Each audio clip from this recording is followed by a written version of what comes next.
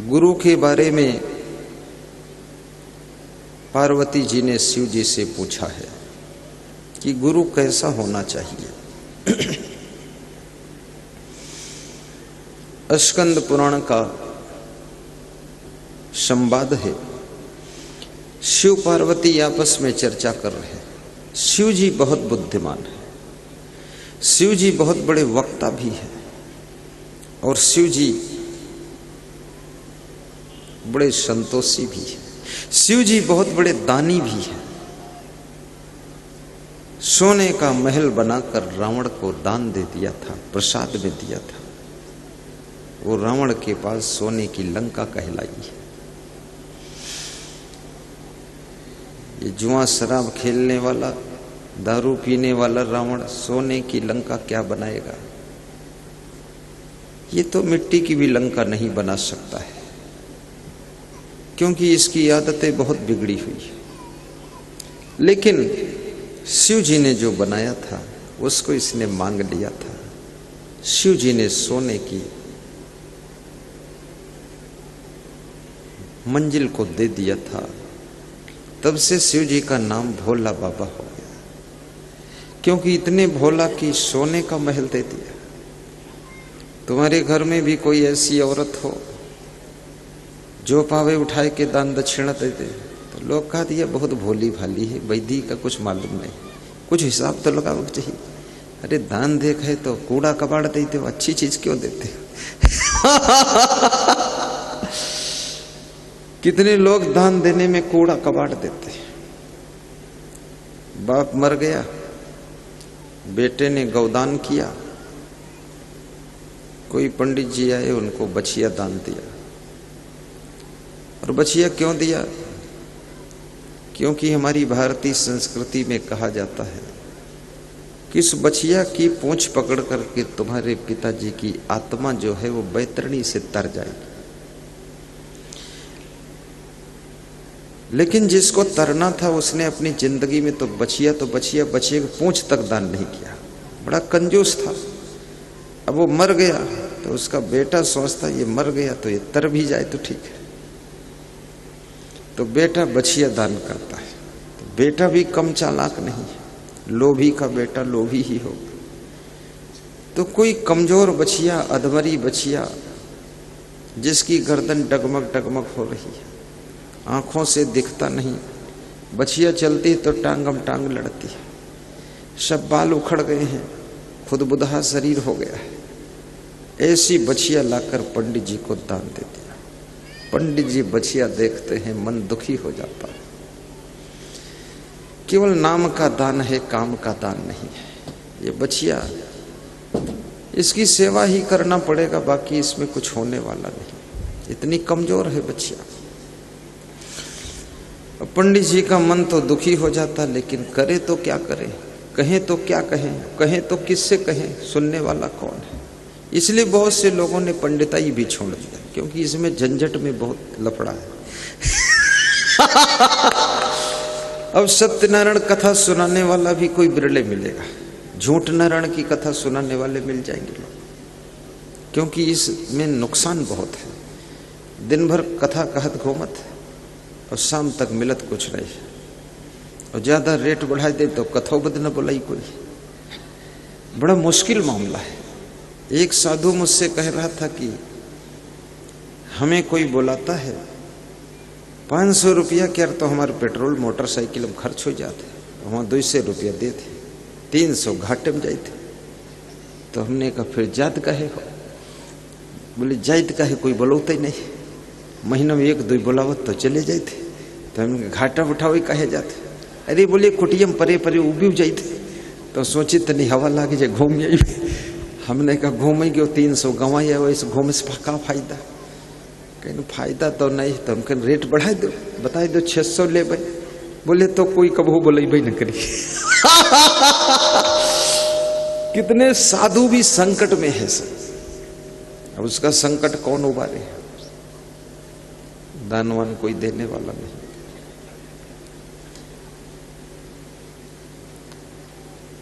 और समाज के लोग चर्चा करते हैं साधु के यहाँ रुपए का जरूरत है। महात्मा हुई गई, इनका अब कौन काम। तो महात्मा जी पूरा निपट गए। तो इसलिए महात्मा भी लोग बहुत डर डर के बनते हैं कि कहीं ऐसा नहीं हो जाए कि महात्मा बनने जाए वहां भिखारी बन जाए। मैं महात्मा बनने चला तो मेरे पिताजी ने कहा तुम भिखमंगा बनी हो, इससे अच्छा घर में रहो, सर्विस करो, ठीक है,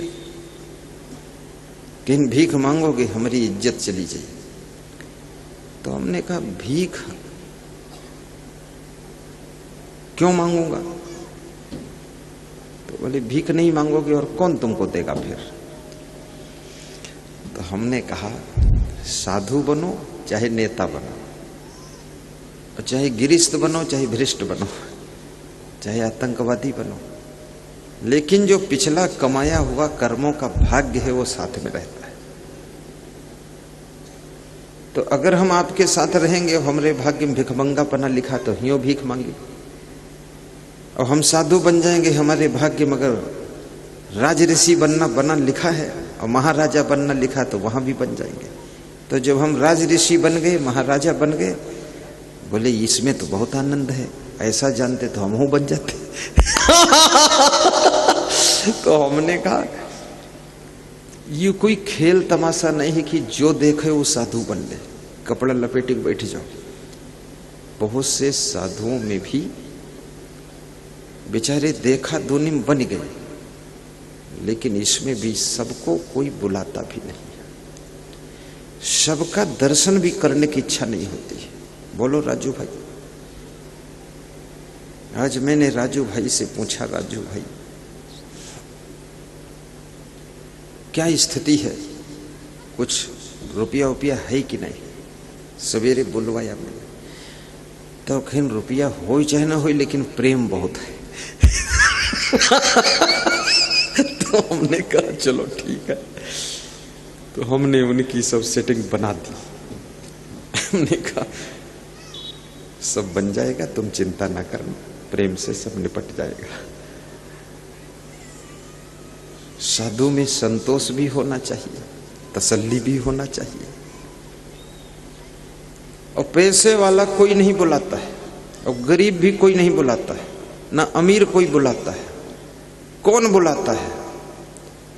बुलाता कौन है? न गांव वाला कोई बुलाता, न शहर वाला बुलाता। तो बुलाता कौन है? न स्त्रियां बुलाती हैं, न पुरुष बुलाते हैं। कौन बुलाता है? बुलाने वाला तो केवल प्रेम ही बुलाता है, श्रद्धा ही बुलाती है, आस्था ही बुलाती है। जिसके दिल में आस्था है वो गुरुदेव को बुलाकर व्यवस्था जमाता है। और कौन बुलाता है? हरदोई जिले में बड़े बड़े धनवान हैं, बुलाना तो अलग है, वो दर्शनों करे नहीं है। आएंगे तो हमसे ऊंची गादी वो बैठेंगे, वो कहेंगे इनसे कम थोड़े हैं, दमादम मस्त कलंदर, हमारा पहला नंबर, इनको नीचे बिठाओ। हमारे घमंड के सब परेशान हैं, क्योंकि धनवान है, कार से आए हैं। कार तो छोटी है, अहंकार बहुत बड़ा है। कार का हारन नहीं बाजत है, लेकिन घमंडम खुद है बाजत घूमत है। बड़ी समस्या है। इसलिए पंडिताई करने वाले भी लोग कम मिलते हैं, क्योंकि ये भी बहुत घाटे का सौदा चल रहा है। और साधु लाइन में जैसे ये महात्मा बैठे, अब इनको अगर ठीक ठाक दक्षिणा नहीं मिले, 3 दिन बैठे बैठे इनका बीत गया है, आशीर्वाद देते देते। और इनको बस का किराया लौटे भरे न मिले तो ये जिस दिन ही इस लौटी है वो रास्ते में रोवत जी है कि बर्बाद हो गया। और ये हमारा नाम भी लेंगे, कहीं ना हो बहुत सुने रहन की राष्ट्रीय संत है, और इतने ऊंचे असंग देव महाराज, इतना ऊंचा प्रवचन, लेकिन मिली कौड़ी नहीं, बर्बाद पूरा कर दी। अरे कम से कम भगत नहीं देश तो वही दे देती कुछ। अब इनके साथ हम भी जुड़े। वो महात्मा हंस रहा की बात यह है अंदर से। बहुत हालत खराब है इनकी। लेकिन यहां सब दक्षिणा इनको रोज मिल रही है, कल भी मिली, परसों भी मिली, आज फिर मिलेगी। आज 3 महात्मा मिल गए तो उनको डबल मिली। क्योंकि हम इनका ख्याल रखते हैं। और हमारा कोई आयोजक भक्त ऐसा नहीं है जो मैं आज्ञा दे दूं और इनको दक्षिणा न दे, देता है, सब देते, सम्मान कर देते। क्योंकि मुझे तो इस बात की खुशी है कि इतने संत आए, इन्होंने दर्शन दिया, कार्यक्रम की शोभा बढ़ाई, तो याद रखना इनको जब हम दक्षिणा देंगे तभी इनके ऋण से हम उर्ण हो जाएंगे। दक्षिणा देना चाहिए, दर्शन मिले। और ये हो सकता है ये संतों के आशीर्वाद से ही मेरा आना हुआ, क्योंकि एक राजा था, कहानी सुनो, सुना देता हूं। एक राजा था, तो उसने सुना था कि कोई हंस पंछी होता है, और हंस को कभी देखा नहीं, हमने भी नहीं देखा है। तुमने देखा है? हंस नहीं देखा, बगुला बहुत देखे हमने। तो उसने सुना कोई हंस पंछी होता है, तो अपने मंत्री को बुलाया और कहा कि हंस कहां मिलेगा। तो मंत्री बुद्धिमान था, उसने कहा कि चिड़ियों को दाना चुंगाइए, तो जब सब चिड़ियां आएंगी, पंछी आएंगे दाना चुंगने के लिए, तो कभी न कभी किसी न किसी दिन हंस पंछी भी दाना चुगने आएगा। तो चिड़ियों को दाना चुगाना शुरू कर दिया, चिड़ियों के झुंड आने लगे। 1 साल तक हंस वंश कोई नहीं आया। तो राजा ने कहा कि 100-200 कुंटल तो अनाज खर्च होगा, हंस वंश तो मिला नहीं। तो मंत्री ने कहा राजा साहब कुछ तसल्ली भी रखिए, इतना जल्दी नहीं आएगा, आएगा। तो राजा साहब ने दाना चुंगाना बंद नहीं किया। उसका रिजल्ट ये आया, एक दिन हंस पंछी जोड़े से आ गया, हंस और हंसनी। और मंत्री ने देख लिया, राजा को बुलाया और कहा दर्शन कर लो, ये हंस हंसनी देखो। राजा बोला इनको पकड़ो, इन पर जाल फेंको, इनको बांध लो, पकड़ लो। तो मंत्री ने कहा यदि इनको पकड़ लोगे तो ये तो अपने झुंड से बिछुड़ जाएंगे, ये तो मर ही जाएंगे, लेकिन अब दोबारा कोई हंस आएगा भी नहीं, इनको जाने दो, ये कल और हंस को लेकर आ जाएंगे। तो राजा ने कहा ठीक बात, छोड़ दिया। फिर दूसरे दिन और 4-5 हंस आए, तीसरे दिन 10-5 हंस आए। तो याद रखना राजा का दिल भर गया, बोला इनको जाल में न फंसाया जाए, बल्कि इनका दर्शन करके आनंद लिया जाए। भाइयों बहनों, चिड़ियों को दाना चुंगाने के समान जिनको तुम कहते हो सामान्य संत हैं, छोटे संत हैं, उनको जब तुम भोजन खिलाते हो, भंडारा करते हो, उनको दक्षिणा देते हो, तो समझ लो चिड़ियों को दाना चुंगाना हो गया। और उसी दाना चुंगने के बीच में कभी कभी महान संत हंस के रूप में आकर तुमको दर्शन देता है।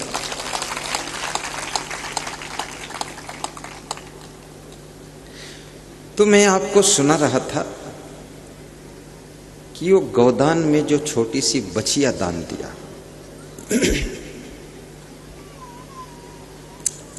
बछिया बहुत कमजोर है, अधमरी बछिया है,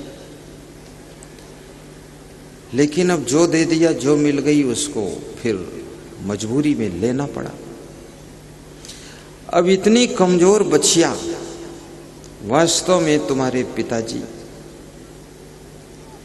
सच में यदि उसकी पूंछ पकड़कर बैतरणी पार करेंगे तो बछिया कमजोर है तो उसकी पूंछ भी कमजोर है, और तुम्हारा पिता तो जोरदार है, 90 किलो का वजन है, और 90 किलो का वजन पिता, 1 कुंटल का वजन, और बछिया है 50 किलो की वजन। तो बछिया और तुम्हारा बाप दोनों बूढ़ जहे हुए बैतरणी नदी। तो इतनी बेईमानी, इतना लोभ कि अधमरी बछिया दान देके अपने बाप को बोर दो और कहा तुम खिलाड़ी बहुत हैं। मजबूत गाय दान दीजिए जो तुम्हारे माँ बाप का दोनों के पूंछ पकड़े तो खींच पार कर दे। ये अधमरी बछिया दान मत कीजिए। अर्थात कहने का तात्पर्य यह है, लोभ ही बैतरणी नदी है, तृष्णा ही बैतरणी नदी है, और तृष्णा और लोभ की बैतरणी नदी से पार होने के लिए जो प्रिय से प्रिय चीज तुम्हारी है, अच्छी से अच्छी चीज है, उसको दिल खोल करके दान करना चाहिए, तभी लोभ की मृत्यु होती है और लोभ की नदी से तुम पार हो जाते हो। ये दान क्यों किया जाता है? दान से ही लोभ की मृत्यु होती है। कन्यादान, अन्नदान, वस्त्रदान, स्कूल धर्मशाला के लिए भूमि दान, धन दान, ज्ञान दान, प्रेम दान, क्षमा दान, जीवन दान, समय दान, श्रम दान, वस्त्र दान, सामान दान, मकान दान, वाहन दान। हमारे पास में बहुत से लोगों ने जीवन दान किया है। ये जो संत बैठे हैं ये सब जीवन दानी संत। देखो संतों को, साहिब बन गए। जीवन दान, जीवन दान का मतलब है वेतन नहीं लेते हैं और सेवा करते हैं। भावना यह है गुरुदेव के साथ साथ हम भी तर जाएंगे, सदगति हो जाए, सुखी रहे। ये सब जीवन दानी बैठे। ये जो खड़े हैं ये भी 15 साल हो गए जीवन दान कर दिया। इलेक्ट्रॉनिक इंजीनियर हैं ये। अब ये तो सूती कुर्ता पहन लें तुम यूं न समझो कोई बैगल्लू है। बैगल्लू नहीं। उधर मुड़ के देखो बाबा, हाथ जोड़ो, बंदगी करो। बैगल्ला नहीं, बहुत बुद्धिमान है, बहुत चतुर है। इलेक्ट्रॉनिक इंजीनियर, ये कंप्यूटर भी बना देते हैं, नया कंप्यूटर असेंबल्ड भी कर देते हैं, वीडियो कैमरे बिगड़ जाए बना देते हैं, माइक मशीनें सब अपने हाथ खोल के बना देते हैं, लाइव टेलीकास्ट करते हैं, सीधा प्रसारण चलाते हैं, उसी गाड़ी में बैठे रहते हैं, बहुत कमाते हैं। जीवन दान है। और जीवन दान सबसे बड़ा दान है। दूसरा दान अन्नदान, तीसरा है जल दान। कोई प्यासा है उसको पानी पिला देना, ये बहुत बड़ा दान है। अन्नदान, कोई बहुत भूखा है, कोई जुगाड़ नहीं बैठ रहा है, 2 रोटी खिला देना, इससे भाग्य बदलता है। आपने एक चीज सुना होगा, एक ही मुहूर्त में, एक ही क्षण में जन्म लेने वाले बहुत से लोगों का भाग्य अलग अलग क्यों होता है? भाग्य जुदा जुदा क्यों होता है? सोचिए, इस पर विचार करिए। एक ही माँ बाप के 5 पुत्र हैं, सगे भाई हैं, 2-3 जुड़वा हैं, केवल आधा मिनट का अंतर है, फटाफट जन्म लिया है सीरियल से, लेकिन भाग्य में बहुत बड़ा अंतर है। किस्मत में इतना अंतर क्यों है? बताइए क्यों है? इसलिए है, अंतर है, तो क्यों है इसका उत्तर हम बताएंगे। एक राजा के मन में यह सवाल खड़ा हुआ था कि एक ही मुहूर्त में जो लोग जन्म लेते हैं उनके भाग्य में इतना बड़ा डिफरेंस क्यों रहता है?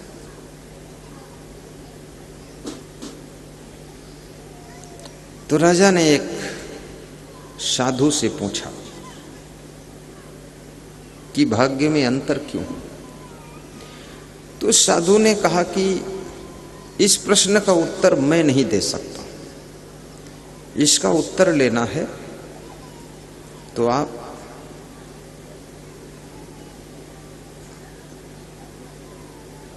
पश्चिम दिशा में एक पहाड़ है, उस पहाड़ पर जाइए, वहां एक महात्मा तपस्या कर रहा है, वो इस प्रश्न का उत्तर दे देगा।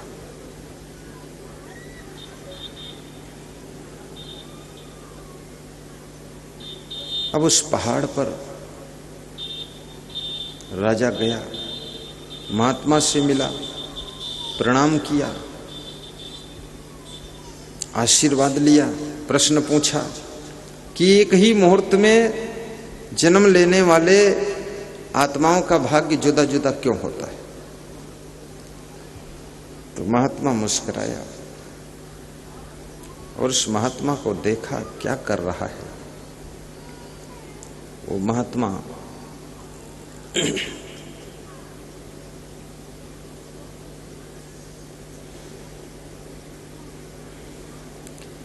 आग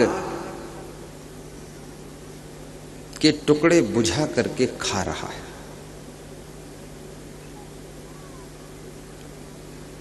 तो महात्मा ने कहा कि मैं इसका उत्तर नहीं दे सकता हूं, और इससे ऊंचे एक पहाड़ है, वहां एक तीसरा महात्मा बैठा है, उससे पूछो जाकर। उसके पास गए तो देखा वो महात्मा बड़ा विचित्र है, वो अपना ही मांस नोच कर खा रहा है। राजा ने सोचा ये पागल है कि महात्मा है, ये अपना ही मांस नोच नोच कर खा रहा है। तो उस महात्मा से पूछा कि महात्मा जी, एक ही मुहूर्त में जन्म लेने वाले बच्चों का भाग्य जुदा जुदा क्यों होता है? उसने कहा इसका उत्तर मैं नहीं दे सकता। इसका उत्तर पाना चाहते हो तो इस पहाड़ से नीचे उतर जाओ, एक गांव है, उस गांव में एक 8 साल का बालक है जो बहुत बीमार है और इसी प्रश्न का उत्तर देने के लिए इंतजार कर रहा है। वहां जाइए, इसका उत्तर देने के बाद वो मर जाएगा। तो राजा ने सोचा ये सब साधु साधु सलाह करे हैं का। पहला साधु हमारे द्वार पर मांगने आया, उसने कहा पहाड़ पे जाओ, एक महात्मा मिलेगा। उसको देखा वो आग बुझा बुझा कर खा रहा है। उसने कहा और पहाड़ पर ऊंचे जाओ, तो तीसरा महात्मा अपना मांस नोच कर खा रहा है। और ये एक चौथे के पास भेज रहा, बालक के पास। राजा उस बालक के पास गया, देखा वो बहुत बीमार है, और राजा को देख करके खुश हो गया, उठकर बैठ गया। राजा ने कहा तेरे से प्रश्न पूछना है कि एक ही मुहूर्त में पैदा होने वाले लोगों का भाग्य जुदा जुदा क्यों होता है? तो उस बालक ने कहा कि इसी का उत्तर देने के लिए मैं रुका हूं। मैं बहुत बीमार हूं, मैं ज्यादा दिन जीऊंगा नहीं, आपका इंतजार कर रहा था।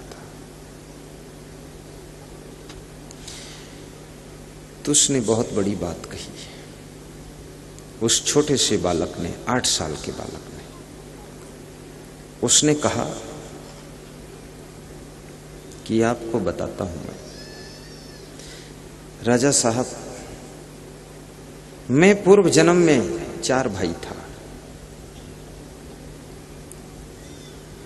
और हम चारों राजकुमार थे, महाराजा के पुत्र थे, और चारों जंगल में सैर करने के लिए गए थे, आनंद मना रहे थे।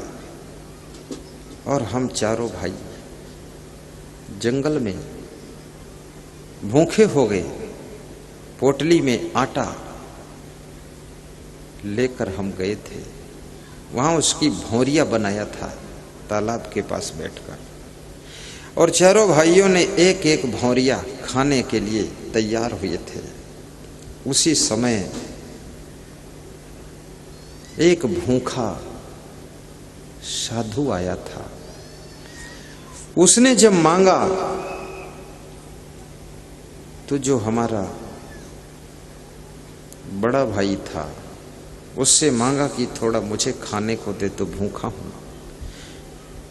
तो मेरे बड़े भाई ने जवाब दिया कि तुझको अगर भौरिया खिला दूंगा, बाटी खिला दूंगा, तो मैं क्या भूखों मरूंगा? मैं क्या खाऊंगा? ऐसा उसने कहा। और दूसरे भाई से जब मांगा तो उसने कहा तेरे को भौरिया खिला दूंगा तो मैं क्या आग खाऊंगा? गुस्सा हो गया वो। तीसरे से जब मांगा तो उसने कहा कि अरे तेरे को खिला दूंगा तो क्या मैं अपना मांस नोच कर खाऊंगा? और चौथे ने कहा कि मेरे पास आओ, मैं तुमको खिलाता हूं। उसने आधी भौरिया तोड़कर उस साधु को खिला दी और आधी खुद खा ली और साधु को प्रणाम किया। वो चारों कोई और नहीं थे, वो चारों राजकुमार भाई भाई। एक तो हम थे जो हमने कहा था तेरे को खिला दूंगा तो क्या मैं भूखा मरूंगा? तो आज मेरे अंदर ऐसी बीमारी आई है कि मैं कुछ खा ही नहीं सकता, मैं भूखा ही मरने जा रहा हूं।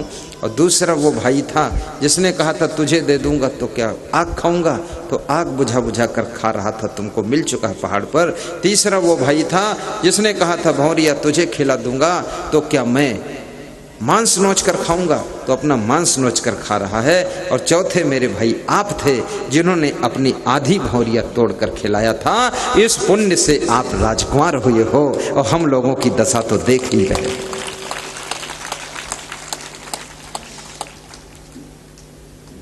अन्नदान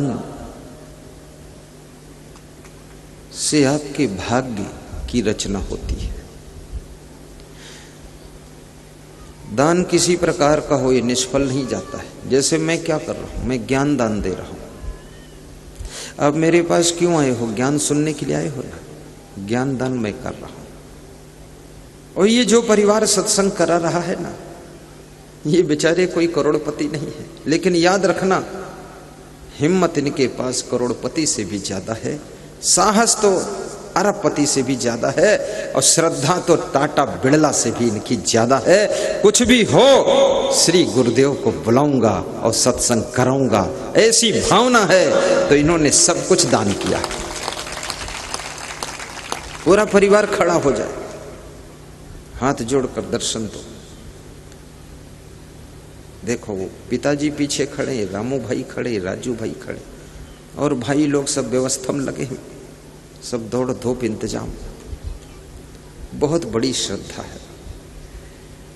आज सवेरे जब छत पर हमारे साथ परिक्रमा किया, हमने छाता दिया कि छाता लगाए रहना, धूप ज्यादा है।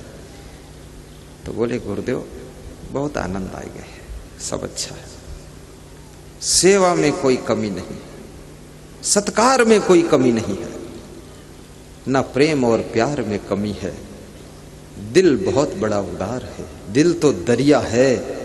और याद रखना जब सेबरी के बेर खा करके राम खुश हो गए थे, तो इनकी गुझिया खा करके और इनके चना उबाले हुए खा करके और इनकी कचौरी खा करके, इनके फल खाकर और दाल चावल सब्जी रोटी, संत लोग बड़ा भंडारा बना रहे हैं, और ये सब माल छक करके हम क्यों नहीं खुश होंगे? बेर में भगवान खुश हो गए। ये कहानी रामायण में लिखी है कि नहीं लिखी है? विदुर के यहां साग भाजी खाकर कृष्ण भगवान खुश हो गए, और हमको तो इनके यहां इन्होंने दाल चावल सब्जी आटा तेल घी शक्कर सब लाकर रख दिया। और संत महात्मा जो माल बनाना चाहे बनाते रहे, खाते रहे, कोई कमी नहीं। याद रखना इन्होंने मेरी सेवा क्यों किया? बैठ जाओ। इसलिए किया कि गुरुदेव आएंगे तो गुरुदेव के मुखार बिंद से ज्ञान दान होगा, सबको ज्ञान मिलेगा। ऐसे ऐसे परिवार हैं जिन्होंने कभी सत्संग सुना ही नहीं है, सत्संग जानते ही नहीं, सत्संग होत का है। कितने लोग कह रहे हैं बाबा आए हैं, इनके पास बाजा वाजा कुछ नहीं, कासो नहीं है, ये खाली चुप्पे अकेले बोली है, खुसर खुसर को सुनी। लेकिन उनको मालूम नहीं था कि बाबा कुछ नया आइटम लेकर आए। बाजा वाजा तो सभी लाते हैं, बाजा की जरूरत नहीं। और बाजा हो तो भी ठीक, ना हो तो भी ठीक। हमको तो आपकी जिंदगी के संगीत को अच्छा बजाने की कला सिखाना है, और आपके जीवन को ही संगीत बना देना है। जहां रहो वहीं आपके जीवन में सुख शांति का संगीत बजता रहे, बस ऐसी कला सिखाना है।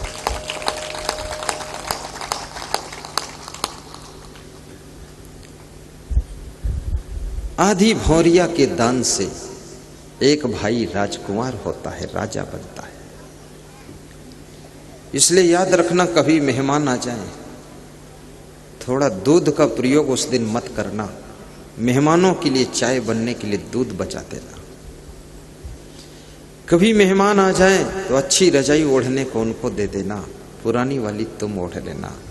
कभी मेहमान आ जाए उस दिन के लिए थोड़ा सा अच्छा भोजन बनाकर उनको खिला देना, क्योंकि मेहमान के रूप में ही भगवान आता है। इस बात को याद रखना। भगवान के रूप में कभी किसी को मिलता नहीं है। भगवान या तो किसी सास ससुर के रूप में मिलता है, या माँ बाप के रूप में मिलता है, या बूढ़े के रूप में मिलता है, या असमर्थ के रूप में मिलता है, या तो भगवान आपको मेहमान के रूप में मिलता है, या किसी साधु फकीर के रूप में भगवान भेंट करता है, और उस भगवान को परखना और उनकी थोड़ी सी सेवा कर देना।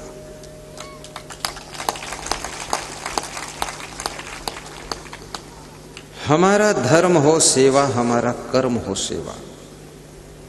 सदा सत्संगियों में मिल हमें सेवक बना जाना। दुर्गा देवी, काली देवी, शंकटा देवी, बंकटा देवी, बमलेश्वरी देवी, डमलेश्वरी देवी, उमिया देवी, खोड़ियार देवी, खोड़िया देवी, ये सभी प्रदेशों की देवियों के नाम बता रहा हूं। कालिका देवी, ये जितनी देवी हैं और जितने भी देवता हैं, ये कब खुश होते हैं आपको पता है, मुझे पता है।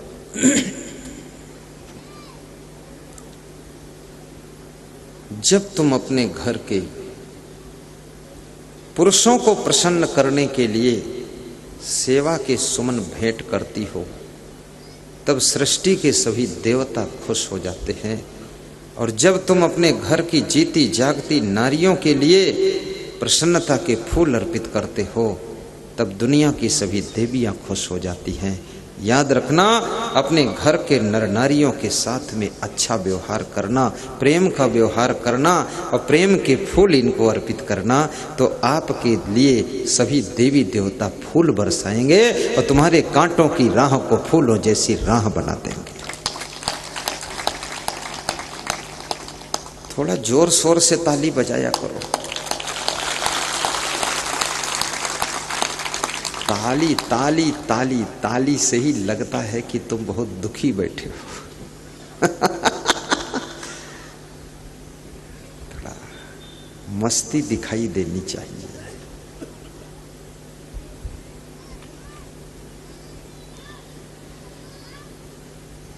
तुम ही मेरे मंदिर, तुम ही मेरी पूजा। ये गीत गाया करो, घर में गुनगुनाया करो, और घर में थोड़ा मौन भी रहा करो, ज्यादा बोला भी मत करो। कम बोलने से कलह कलेश कम होता है, अधिक बोलने से कलह कलेश ज्यादा होता है।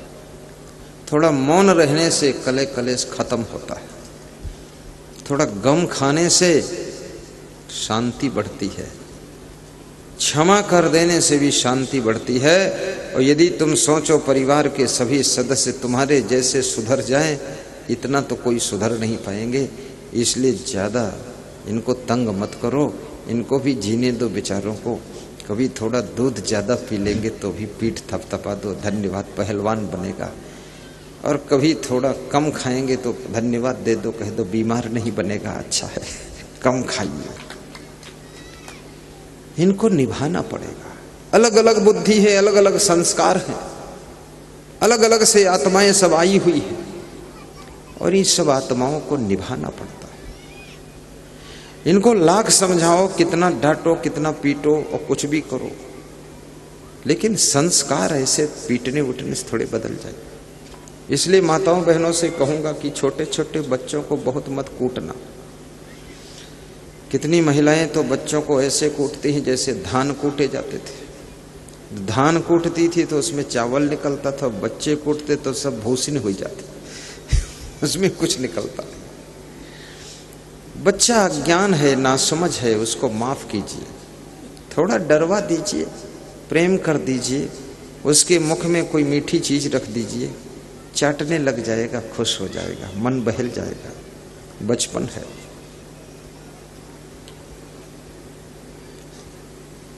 और सभी सास ससुर से भी कहूंगा, अपनी बहू को भी तंग मत करना। छोटी है, बेटी है, कम उम्र है, अभी अपने मायके से आई है, माँ के लाड़ प्यार को छोड़कर तुम्हारे पास आई है, अभी उतना लोड लेने की क्षमता नहीं। थोड़ा थोड़ा धीरे धीरे लोड ले लेगी पूरे घर का, और धीरे धीरे वो भी सासू बन जाएगी।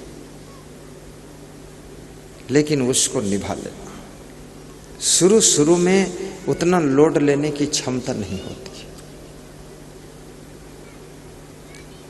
18 साल की उम्र में समझ का जन्म होता है, 21 साल में थोड़ी समझ बढ़ती है, 28 साल में थोड़ी समझ आती है, और 35 साल में आदमी समझदार बनता है, और 42 साल की उम्र में समझ बूझ के काम करता है, और 56 साल की उम्र में दूसरों को भी समझाना शुरू कर देता है। और फिर उसके आगे जब उसकी उम्र बढ़ती है तब फिर वो मर जाता है, समझदार होकर मर जाता है। क्या करोगे? मौत मौत मौत। दिल कांप गया कि मौत किधर से आ रही, मुझे न दबा दे आकर। इधर नहीं आ रही है। अभी तुम लोग तो नहीं मरोगे। इसलिए नहीं मरोगे? किस लिए नहीं मरोगे? क्योंकि अभी और सत्संग सुनना बाकी है, अभी और हमारा तुम्हारा साथ होगा। रसूलपुर भटपुर में दोबारा फिर मुझे आना है, और मैं आशीर्वाद देता हूं कि ये परिवार और धनवान बने, गुणवान बने, इनके पास में पर्याप्त धन संपत्ति हो, ताकि हमको बुलाकर पूरे क्षेत्र वालों को सत्संग सुना सकें। हे मेरे इष्ट गुरुदेव, आप इतनी कृपा करना कि मेरे इतने जो भक्त यहाँ सब बैठे हैं श्रद्धा लेकर, और विश्व में यूट्यूब में जहाँ भी सुन रहे हैं टीवी चैनल में प्रवचन, उनको सबको धनवान बनाना, गुणवान बनाना, महान बनाना, चरित्रवान बनाना, और उनकी मनोकामना को पूरा करना। वे सब खुशहाल हों और गुरुदेव का प्रचार करें, उनकी गरीबी मिटे। बहुत सुंदर।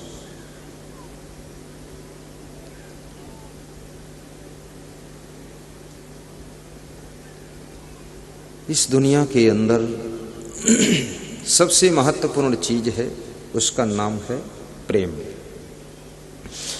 और सहनशीलता। कोई अगर तुम्हारे लिए शब्द कठोर हो जाए तो उसको गांठ मत बांधना, बहुत दिल पे मत ले लेना, सह लेना, मुस्कुरा देना और भूल जाना। क्योंकि मन की आदत है नेगेटिव बातों को पकड़ता है, पॉजिटिव बातों को भूल जाता है। तुमने साल में 364 दिन जिनको रोज टाइम पर चाय पिलाया है, और एक दिन चाय लेट हो जाए तो एक दिन में वे आपसे नाराज हो सकते हैं। लेकिन याद रखना, मैं आपको ऐसी कला सिखा रहा हूं, सप्ताह में 4 दिन चाय पिया करो, 3 दिन छोड़ दिया करो। तुम 10 मिनट को लेट कह रहे हो, एक दिन तो पीना ही बंद कर दिया। चाय की गुलाम भी मत बनो, और बीड़ी, सिगरेट, गांजा, चरस, तंबाकू, अफीम, दारू, इसको तो पीना अलग, छूना भी नहीं चाहिए। पैसे कमाओ तो पैसे बचाओ भी, और बचाओ पैसे तो उस पैसे से अच्छा मकान बनाओ, अच्छी गाड़ी भी लाओ, अच्छे कपड़े पहनो, अच्छा प्रवचन समागम करो। इसमें कितने लोग ऐसे बैठे हैं जो 20, 30, 50 रुपये की पुड़िया रोज खा जाते हैं, और ठेलुआ लोगों को भी खिलाते रहते हैं। उनके पास में इधर उधर के सब अनाप शनाप ठेलुआ लोग इकट्ठे होते रहते हैं, बड़ी वाह वाह करते हैं, और कहते हैं अरे राजेश भैया बहुत महान है। जब ये होते हैं तो कोई पुड़िया खरीदे नहीं दे, सबका यही खवावत है। ऐसी वाह वाह कह के तुमका बर्बाद कर दी, और तुम सोचते हो वाह पुड़िया खाने में भी नंबर 1 हो, और बाद को वही खाने वाले चर्चा करते हैं तो पूरा बेवकूफ, वाह वही करे रही का बर्बाद कर दो, तुमको बर्बाद कर देंगे। पुड़िया न खाना है न किसी को खिलाना है। आप जब हंसो तो आपके दांत दूध जैसे, मोती जैसे चमकने चाहिए। ऐसा वैसा खाना पीना बंद करो। अगर 50 रुपये का नशा भी तुम छोड़ देते हो आज इस मंडप के अंदर, तो 1500 रुपये महीने में बचेंगे। 12 डेढ़े 18,000 रुपये साल में बचेंगे। अगर 10 साल ये बचत कर लो तो 1,80,000 बचेंगे। 10 साल की बचत में जिंदगी में एक बार सत्संग भी करा सकते हो इतने पैसों में, और इतने पैसों से 2 कमरे भी बना कर रह सकते हो, इतने पैसों से सेकंड हैंड कार लाकर चल सकते हो, और इतने पैसों से 4-5 मोटरसाइकिल खरीद सकते हो, और इतने पैसों से पूरे गांव का भंडारा भी कर सकते हो। इतने पैसों से क्या क्या कर सकते हो।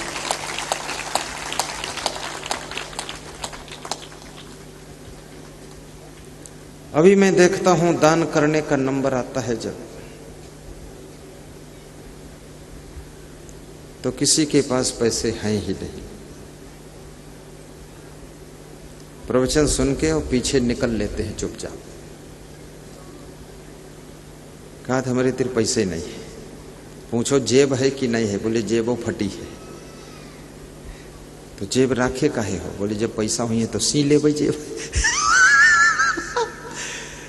कुछ नहीं है। लेकिन जब शाम को दारू पीना हुआ 200 का नोट निकल आया, पुड़िया खाना हुआ 50 का नोट निकल आया, सिगरेट पीना हुआ 50 रुपए की डिब्बी खरीद लिया। ये पैसे बर्बाद मत करो। और याद रखना, नशा में पैसा तो बर्बाद ही होता है, साथ साथ में तुम्हारा देवताओं को भी जो दुर्लभ मनुष्य शरीर था, ये शरीर भी बर्बाद हो जाता है।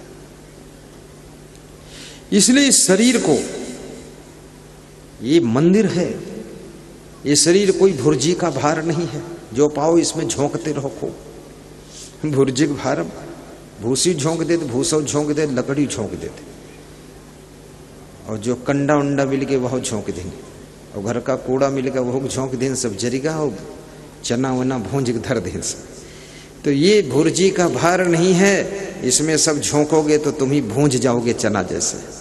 इसलिए मैं कहूंगा, सरविंद यादव की तरह, ओम प्रकाश की तरह, पिंटू की तरह आप नशा व्यसन से मुक्त हो जाइए। आपकी जिंदगी में कोई नशा नहीं होना चाहिए। नशा हो तो एक हो, और वो सत्संग का नशा होना चाहिए।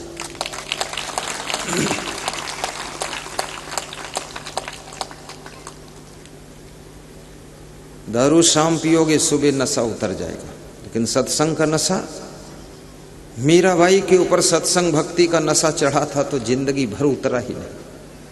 प्रहलाद के ऊपर बचपन में नशा चढ़ा था सत्संग भक्ति का, कभी उतरा ही नहीं। ध्रुव के ऊपर चढ़ा था ये नशा, कभी उतरा ही नहीं। सेबरी के ऊपर चढ़ा नशा, विदुर जी के ऊपर चढ़ा नशा, तुलसीदास के ऊपर जब से ये नशा चढ़ा, कबीर पर नशा चढ़ा, तब से उतरा नहीं। और जिसके ऊपर सत्संग का नशा चढ़ जाता है, उसके ऊपर दुनिया का कोई नशा असर ही नहीं करता है।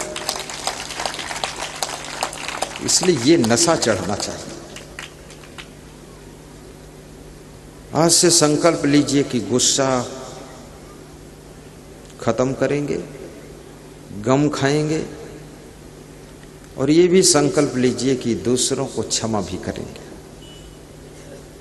क्षमावान भी बनो। कब तक लड़ते झगड़ते जिंदगी गुजारोगे? थोड़ा माफ भी कर दिया करो। और क्षमा करने वाले बड़े होते हैं, और जिनको तुम क्षमा करते हो वो छोटे होते हैं। भगवान राम ने परशुराम को क्षमा किया था,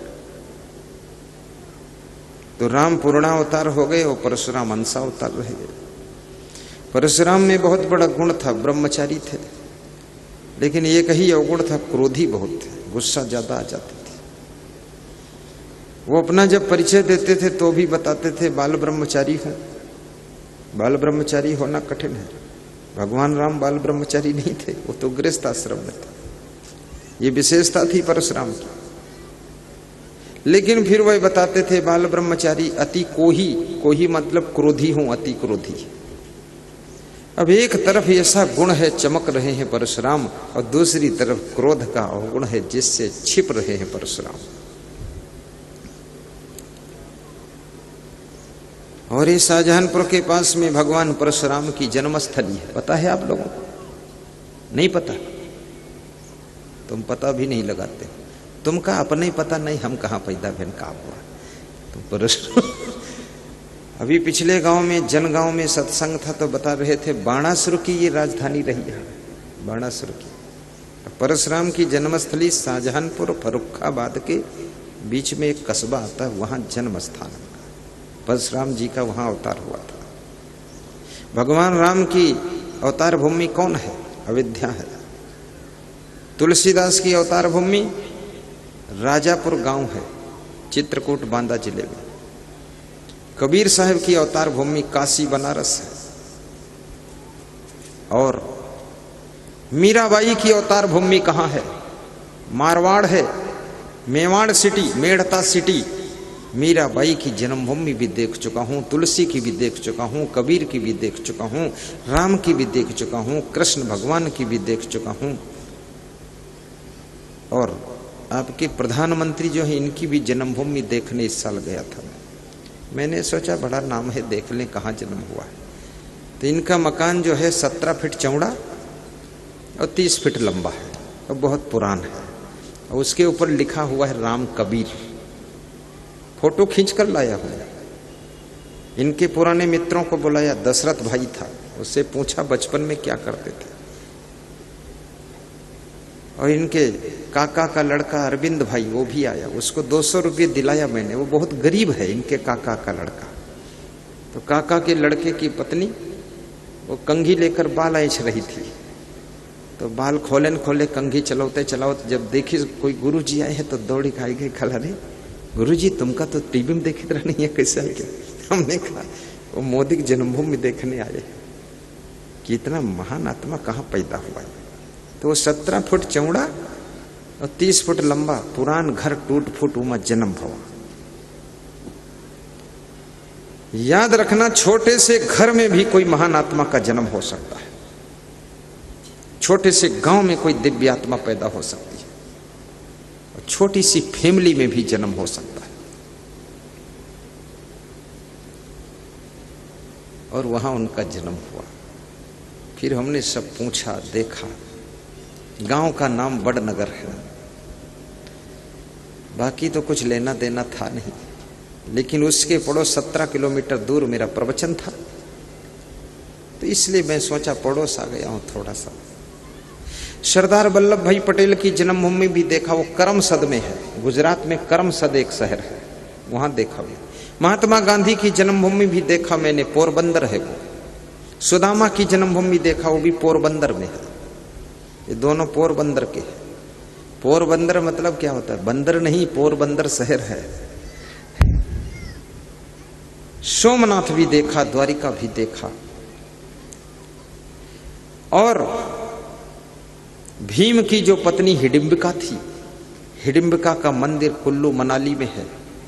और हिडिंबिका का बेटा जो घटोत्कच है, उसका मंदिर कुल्लू मनाली हिमाचल प्रदेश में है। उसको भी देखा मैंने। घटोत्कच जो था ये बड़ा विनम्र था, अपनी मां से हाथ जोड़कर ही मिलता था।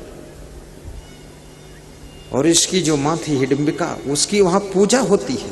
भीम की पत्नी की पूजा होती है मनाली में। उसके मंदिर की पूजा करने के लिए भारत देश से 10% लोग पहुंचते हैं।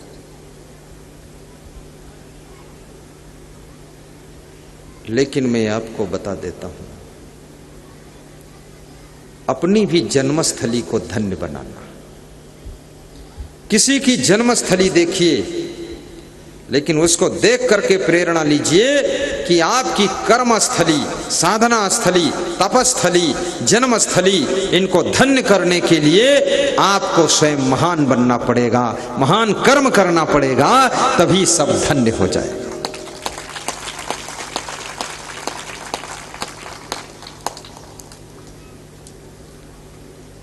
जहां रहते हो वहीं सुगंध फैलाना शुरू करिए। गाली गलौज मत कीजिए, कलह कलेश मत कीजिए और क्षमा कीजिए। और गलती यदि आपसे हुई है तो क्षमा भी मांग लीजिए। क्षमा मांगने में भी संकोच मत कीजिए, मैं निवेदन करूंगा आपसे। और गलती ना हुई हो तो क्षमा मांग लो, तो तुम बड़े हो जाओगे। फिर वो क्षमा करने वाला छोटा हो जाएगा, क्योंकि गलती भी नहीं हुई और क्षमा मांग ली। मैं क्या करता हूं, कभी कभी ये जो ट्रक चलाते हैं लोग ना, थोड़ा इनके पास उदंडता रहती है। तो कभी कभी जब कोई चौराहे पर क्रॉसिंग होती है या रेलवे क्रॉसिंग पर बड़े बड़े ट्रक लगे होते हैं, मेरी गाड़ी साइड से निकलती है, तो मैं ट्रक ड्राइवर को क्या बोलता हूँ, नमस्कार नमस्कार, दया रखना थोड़ा निकल जाए। तो मुस्कुराता है तो मैं भी मुस्कुराता हूँ, बोलता रुका हूँ आप जाइए।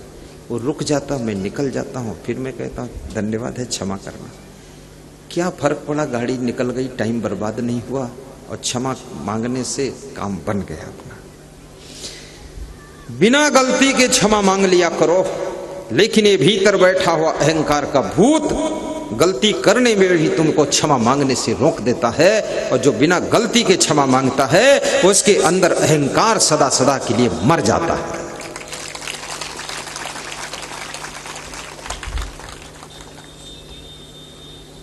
किसी से काम लेना हो, आप उससे यही कहिए माफ कीजिएगा, थोड़ा सा आपसे मिलने के लिए आए थे। पूछेगा क्या काम, बताइए ना, तुरंत काम बता दो, काम हो गया। इसलिए क्षमा बेड़न को चाहिए छोटन को उत्पात, विष्णु की क्या घट गई जो भरगु ने मारी लात। और ये भी याद रखना, आपके घर में जो बड़े बुजुर्ग लोग हैं, जिनकी उम्र बहुत है, जो काम नहीं कर पा रहे हैं, चल फिर नहीं पाते, उनको कभी भुलाना मत। उन पर नजर ज्यादा रखना और उनका ख्याल रखना, उनको खिलाते पिलाते रहना, स्नान वगैरह कराते रहना, क्योंकि न जाने किसकी कृपा से, न जाने किसके पुण्य से और न जाने किसके प्रभाव से तुम्हारा घर ठीक ठाक चल रहा है और तुम्हारी जिंदगी ठीक ठाक चल रही है और परिवार ठीक ठाक जी रहा है, रह रहा है। कुछ पता नहीं है किसके प्रभाव से सब शांति बनी हुई। एक छोटी सी कथा सुनाता हूं, उसके बाद सत्संग बंद भी कर देता हूं। बंद तो टाइम पर ही करूंगा,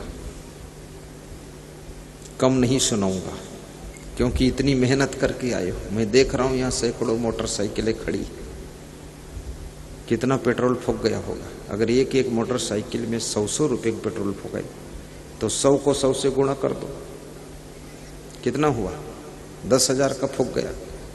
और 3 दिन में 6 बार लोग आए हैं तो 60,000 का फूक गया। फिर बहुत लोग दूर दूर से आए हैं तो 80,000 का फूक गया। तो आखिर 80,000 फूक करे और प्रवचनों न सुनाओ तो फायदा कहीं ऐसे खर्चा होता है ना। ये तो मैं यहां आ गया तब इतना खर्चा हुआ। अगर मेरे आश्रम तुम आओ छत्तीसगढ़ में 1200 किलोमीटर दूर, तो 500 आने में 500 जाने में और 200 रुपया नाश्ता पानी, 1200 का खर्चा है। और यहाँ बैठे हैं 3000 लोग, कितना हो गया, 1200 रुपया एक आदमी पर, तो 3000 पर जोड़ो, 12 तिया 36 और 36 के आगे 5 जीरो बढ़ा दो, फटाफट जल्दी बढ़ाओ, इकाई दही सैकड़ा हजार 10,000 लाख 10 लाख 36 लाख का खर्चा होगा। 36 लाख। अब यहां कितना हुआ, 80,000। तो ये ठीक है कि वो ठीक है, बोलो मेरा आना ठीक कि तुम्हारा आना ठीक है? मेरा आना ठीक। हाँ, फ्री का चंदन घिसो मरे लल्लू और क्या करो।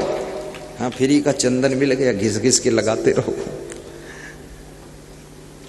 लेकिन मैं आया हूं तो मेरा भी तो खर्चा हुआ आने में, तो कम से कम ज्यादा नहीं, कुछ तो 10-10 रुपये तो दे दिया करो, डब्बे में डाल दो। वहां जाओगे 1200 खर्च होगा, यहाँ 12 रुपया खर्च करके काम चला लो।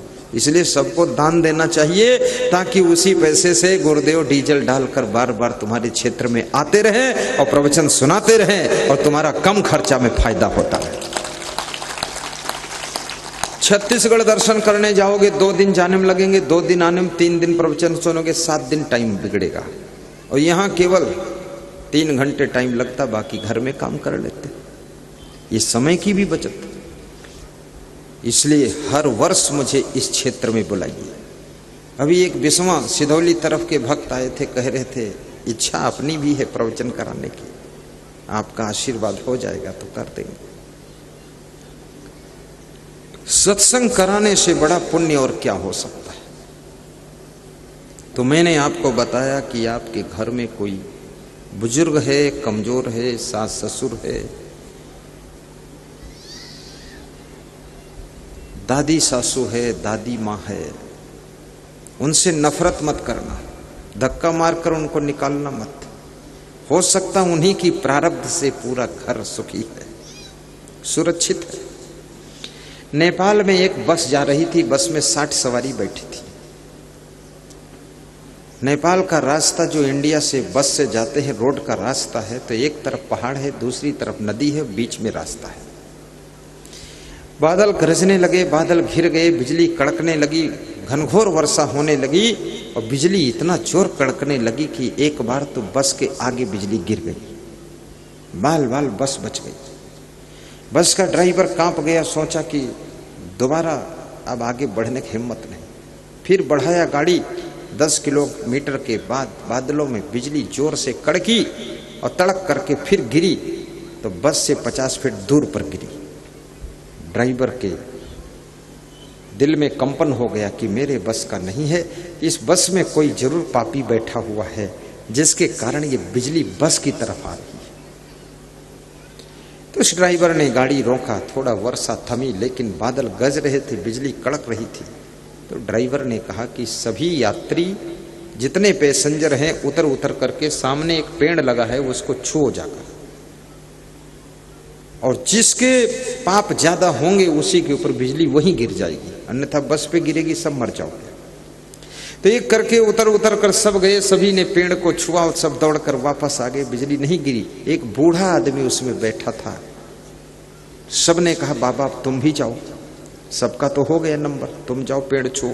बूढ़े ने कहा मैं उतर नहीं पाऊंगा, कमजोर हूं, मुश्किल से चढ़ पाया हूं, मुझे मत उतारो। बोले नहीं नहीं उतरो, तुम उतर नहीं पाओगे, हम ढकेल के उतारेंगे। तो उसको ढकेल के धक्का मार के उतार दिया और बूढ़ा फिर हंसता हुआ गया और उस पेड़ को छुआ, और छूते ही जोर से बिजली तड़की और गिरी। लेकिन कहाँ गिरी? उस बस पर गिरी और 59 आदमी मर गए और बूढ़ा हंस रहा था, बच गया। तब लोगों ने सोचा इसकी वजह से ही बिजली नहीं गिर रही थी। याद रखना तुम्हारी फैमिली रूपी बस पर कोई न कोई आपत्ति की बिजली गिरने वाली है, लेकिन कोई बूढ़ा आदमी तुम्हारे घर में बैठा हुआ है, उसके प्रबल पुण्य के कारण वो बिजली आपत्ति की नहीं गिर रही है, इसलिए उसको निकाल कर बाहर मत कर देना, नहीं तो उसी दिन बिजली गिरेगी, आपत्ति में पड़ जाओगे, दुख में गिर जाओगे जाकर। उसको निभाना।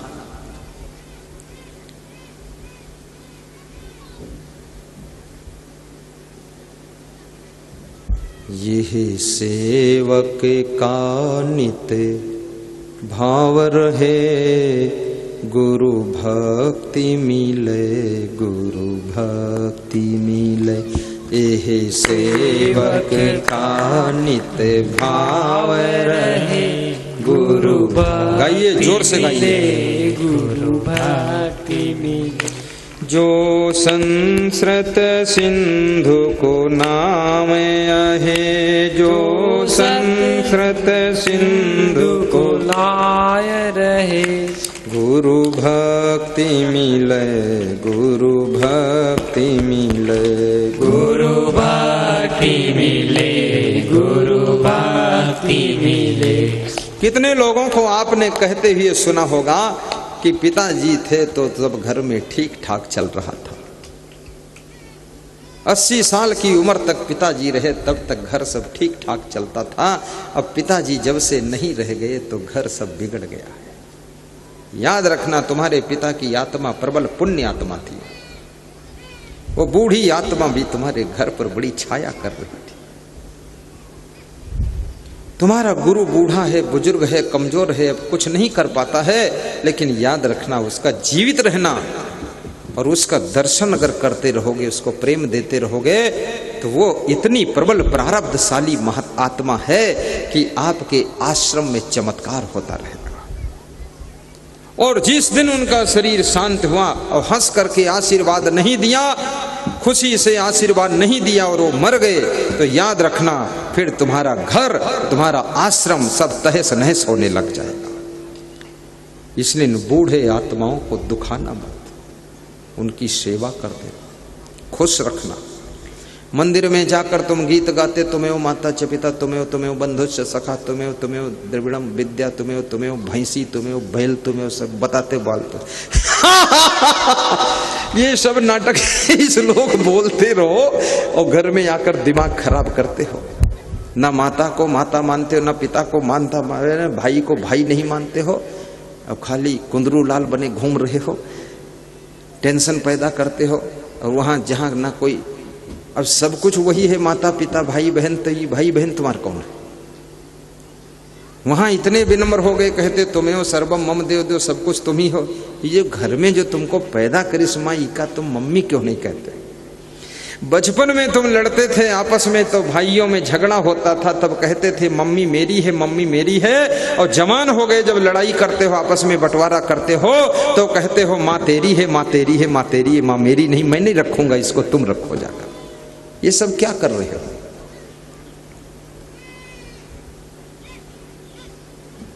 अपनी मां को भी धन्यवाद दीजिए, उनके पैर छूकर आशीर्वाद लीजिए, गुरु को प्रणाम करिए, कभी समय कम हो दूर से हाथ जोड़कर नमन कर लीजिए और उनकी सेवा भी कीजिए। साधारण दिखने वाले संतों का भी आदर कीजिए। ऐसा मत सोचना कि ये संत प्रवचन नहीं कर पाते तो इनको कुछ ज्ञान नहीं है। ज्ञान तो अंदर की चीज है, अंदर है ज्ञान। ज्ञान बोल ना पाना इससे कोई बात नहीं। साधु संत को प्रेम करना और भजन भी गाना अपने घर में। गाओ भजन। क्या भजन गाओगे?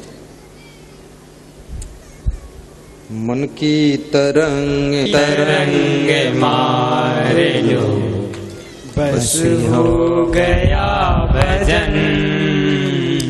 आदत जरा सुधार लो, आदत जरा सुधार लो, बस हो गया भजन।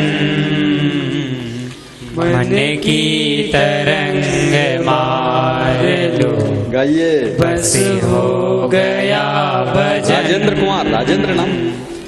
आए हो तुम कहाँ से और जाओगे कहाँ? आए हो तुम कहाँ से और जाओगे कहाँ? इतना तो दिल विचार लो, इतना तो दिल विचार लो, बस हो गया भजन। मन की तरंग मार लो, बस हो गया भजन। मन की तरंग मार लो, बस हो गया भजन। वाणी कसर संभाल लो, बस हो गया कसर संभाल लो, बस हो गया भजन। वाणी कसर संभाल लो, बस हो गया भजन। मन की तरंग मार लो, बस हो गया भजन। मन की तरंग मार लो, बस हो गया भजन। भजन क्या है? सदगुरु कबीर साहिब ने भजन की बड़ी गंभीर परिभाषा किया है कि मन में जो चंचलता है, मन में जो तरंगें उठ रही हैं,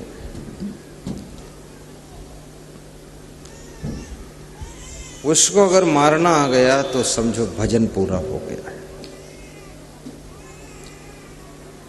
ये मन जितनी गंदी आदतों में फंसा हुआ है, वो आदतों को सुधारना आ जाए तो समझो भजन हो गया है।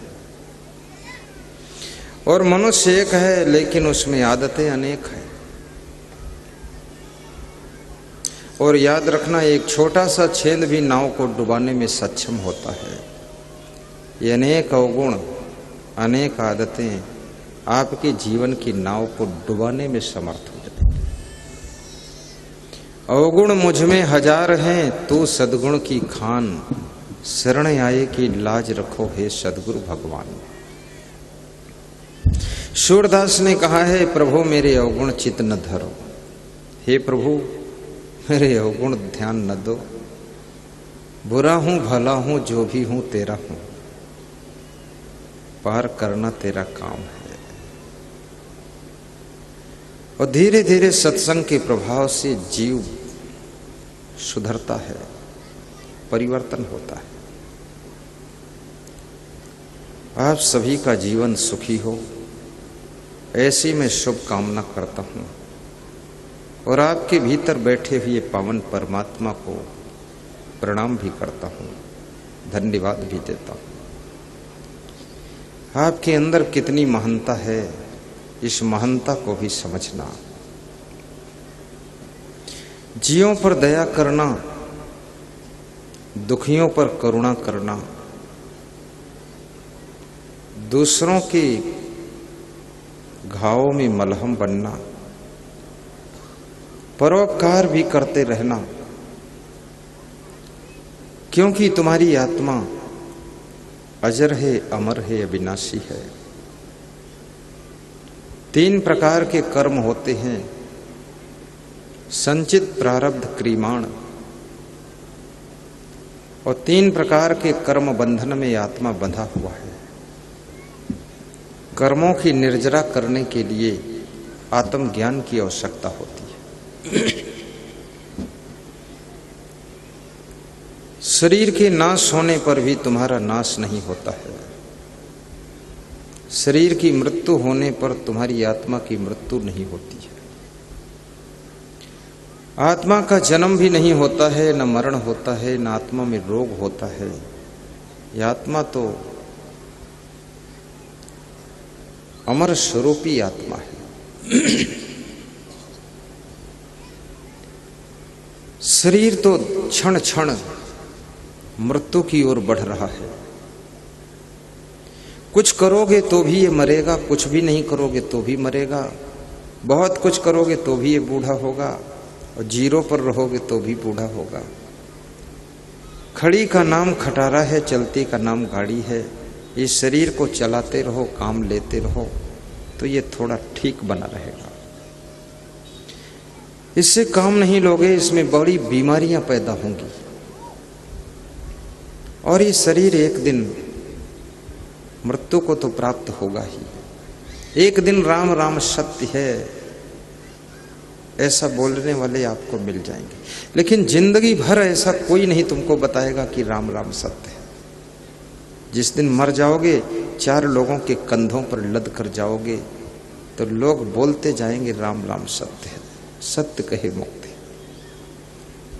लेकिन मुर्दा सुन भी नहीं रहा है, समझ भी नहीं रहा है। अब इस मुर्दे को सुना रहे कि राम राम सत्य। जब तक वो जिंदा था तो वो भी राम राम सत्य है सुनना भी नहीं चाहता था। वो भी कम खुराफाती नहीं था। कोई उसको राम राम सत्य सुनाए। कई बार लोगों से लोग कहते हैं कि राम राम सुन लो, तो कहते हैं राम राम अभी नहीं सुनेंगे, थोड़ा उम्र हो जाने दो।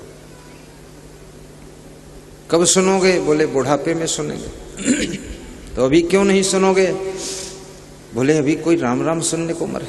तो अभी क्या सुनने की उम्र है? तो बोले अभी तो रावण रावण सुनने को उम्र है।